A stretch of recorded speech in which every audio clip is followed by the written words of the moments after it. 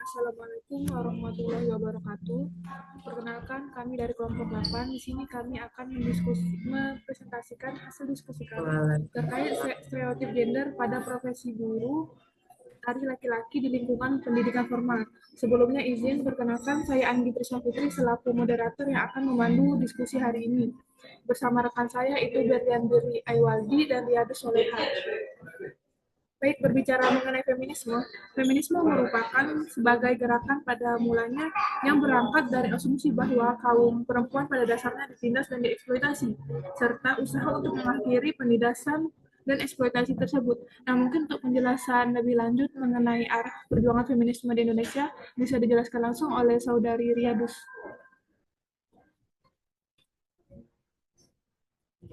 Baik, terima kasih kepada moderator. Di sini saya akan menjelaskan mengenai arah perjuangan feminisme di Indonesia. Jadi, arah perjuangan feminisme ini untuk mewujudkan sebuah keadilan dari pihak dan juga untuk mengubah struktur yang tidak adil. Di mana melalui feminisme ini bisa melawan suatu budaya patriarki tanpa kita bisa memprioritaskan suatu kelompok tertentu saja. Misalnya pada kelompok laki-laki ataupun kelompok perempuan saja. Feminisme bukanlah sebuah perjuangan untuk emansipasi perempuan di bawah kaum laki-laki, tetapi sebagai sebuah perjuangan feminisme yang memperjuangkan terutama pada hak-hak dengan adanya feminisme. Salah satunya misalnya feminisme radikal yang muncul di Amerika Serikat dari budaya dan masyarakat, di mana suatu perjuangan dari feminisme radikal ini yang ada di Amerika tersebut itu adalah memperjuangkan tentang adanya perbedaan atau perjuangan terkait pada kulit hitam. Dalam hal ini, di Indonesia sendiri, fokus feminisme itu adalah terutama untuk kesetaraan laki-laki dan perempuan, terutama dalam hal perempuan yang menginginkan kesetaraan terutama dalam pendidikan. Misalnya saja tokoh R.A. Kartini yang memperjuangkan tentang hak-hak perempuan, terutamanya di dalam pendidikan. Sebaliknya, laki-laki juga menginginkan kebebasan dalam berekspresi yang tidak dipengaruhi oleh stigma yang ada di dalam masyarakat. Contoh sederhana, misalnya itu adalah perempuan yang bisa bekerja di tempat kerja tanpa diberi kesempatan untuk memimpin sebuah perusahaan yang hanya pemimpin itu identik dengan laki-laki, bukan berarti perempuan itu tidak bisa memimpin perusahaan tersebut.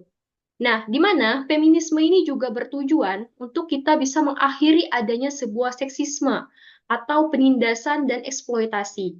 Kedua, itu adalah untuk mencapai sebuah kesetaraan gender, terutama pada hukum. Dan yang ketiga adalah memberikan keadilan bagi perempuan. Saya kembalikan kepada moderator. Mungkin itu saja. Selanjutnya ada gambaran persoalan.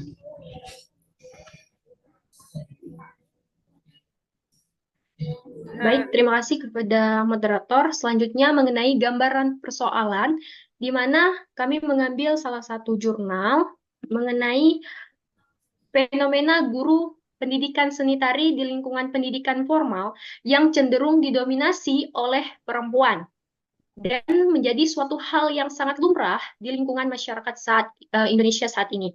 Secara umum, kita tahu dari dahulu sampai sekarang peran profesi seorang guru pendidikan seni tari itu masih terkesan melekat ya pada guru perempuan. Yang kadangkala itu bahwa laki-laki itu dianggap tidak sesuai gitu dengan profesinya. Bahkan adanya menimbulkan sebuah stereotip yang menganggap bahwa laki-laki itu menari ataupun identik dengan hal-hal yang lebih gemulai dan itu identikan dengan perempuan. Sehingga itu membuat laki-laki itu menjadi sebuah kompetensi di dalam bidang tari, itu bisa mendapatkan sebuah tempat untuk menyalurkan sebuah bakat. Bukan berarti guru laki-laki itu tidak bisa memiliki bakat menjadi seorang penari, sehingga itu menimbulkan terjadinya sebuah stereotip. Mungkin itu saja penjelasan mengenai gambaran persoalan. Saya kembalikan kepada moderator. Selanjutnya itu ada faktor-faktor penyebab, yang dimana dari kasus tersebut terdapat 3 faktor yang menyebabkan adanya persoalan tersebut. Pertama itu adanya stereotip gender, yang dimana terdapat pandangan umum bahwa yang menyamatkan sifat tertentu pada peran gender, di mana menari selalu diidentikan dengan perempuan, dan jika laki-laki yang ada menari itu dianggap dan dipandang sebagai laki-laki yang gemulai. Hal ini menyebutkan laki-laki berminat atau memiliki kemampuan yang tidak dianggap yang atau memiliki kemampuan dalam tari dianggap tidak sesuai dengan standar maskulinitas dan membuat mereka enggan menekuni bidang tersebut atau menghadapi stigma sosial. Selanjutnya, budaya patriarki. Adanya budaya hibang dari budaya patriarki yang menganggap jika laki-laki itu menari itu dianggap sebagai laki-laki gemulai, di mana laki-laki itu seringkali dihadapkan dan sering diharapkan dengan menempati profesi yang dianggap maskulin dan dianggap lebih kuat secara fisik. Dan adanya anggapan-anggapan seperti itu membuat laki-laki itu harus mengikuti standar yang telah dibangun dan yang telah ditetapkan oleh masyarakat. Ketiga, adanya toxic masculinity, yang dimana budaya maskulinitas ini beracun atau toxic masculinity ini mendukung pandangan bahwa laki-laki harus tampil lebih kuat, dan jika laki-laki itu lebih masuk ke jurusan tari itu dianggap sebagai laki-laki yang mungkin lemah dan dianggap laki-laki yang memiliki sifat gemulai. Selanjutnya ada dampak persoalan. Dampak persoalan di sini kami memiliki dua dampak. Pertama, ada diskriminasi profesi, di mana laki-laki yang memiliki kompetensi dalam seni dan tari itu lebih seringkali diabaikan atau dianggap tidak sesuai dengan peran guru seni tari. Hal ini membatasi peluang bagi laki-laki untuk berpartisipasi di bidang tari secara profesional, baik sebagai pengajar maupun sebagai penari. Dan selanjutnya itu adanya minimnya partisipasi laki-laki. Dengan adanya pandangan bahwa tari identik dengan perempuan, sehingga banyak laki-laki yang memiliki minat atau bakat dalam seni tari merasa enggan untuk mendalami peran tersebut. Dan mereka itu lebih khawatir jika mereka bergabung di dalam jurusan tersebut, mereka itu akan dipandang sebagai laki-laki yang rendah. Yang berkaitan dengan aliran feminisme radikal. Upaya penjelasan dari kasus kami tersebut itu yang pertama ada pendidikan inklusif gender, yang berarti pendidikan tentang kesetaraan gender itu perlu diperluas, khususnya untuk membangun kesadaran bahwa profesi tari dapat dilakukan oleh siapa saja terlepas dari gender. Jadi laki-laki pun bisa, perempuan bisa.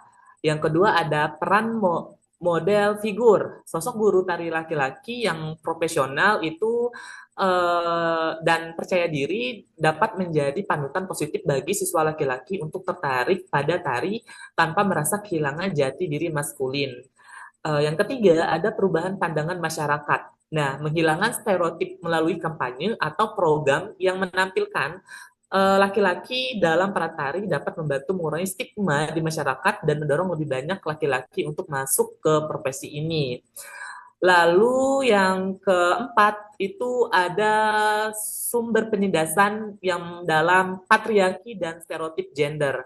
Dalam feminisme radikal, patriarki adalah akar dari stereotip gender yang membatasi peran laki-laki dan perempuan. Dalam kasus ini, profesi tari laki-laki dianggap tidak maskulin karena patriarki menetapkan bahwa seni tari adalah feminim dan hanya cocok untuk perempuan. Hal ini adalah contoh bagaimana patriarki membatasi ekspresi diri laki-laki dengan mengontrol apa yang dapat dan tidak dapat mereka lakukan.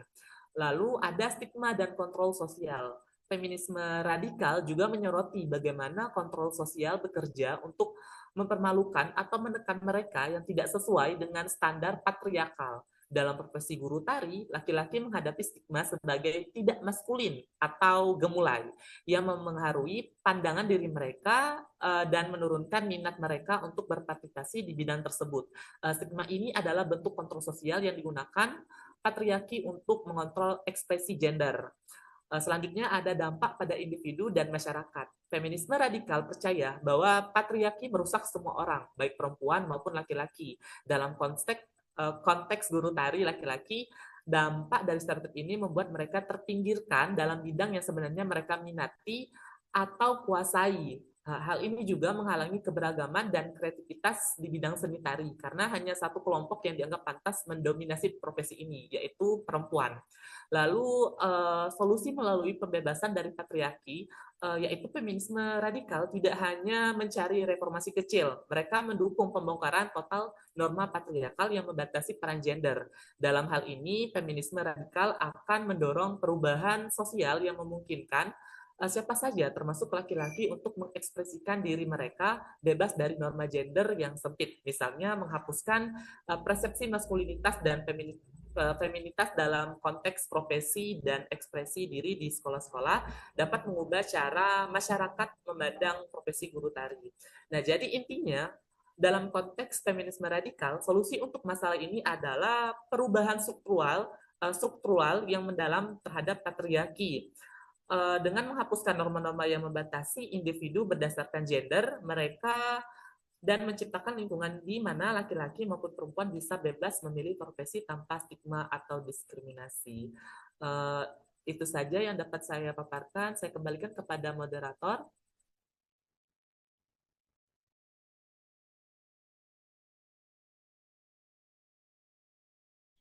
Baik, mungkin sekian yang dapat kami jelaskan. Semoga bisa bermanfaat untuk teman-teman semua. Dan apabila terdapat kekurangan dalam penyampaiannya, kami minta maaf. Kami akhiri. Wassalamualaikum warahmatullahi wabarakatuh.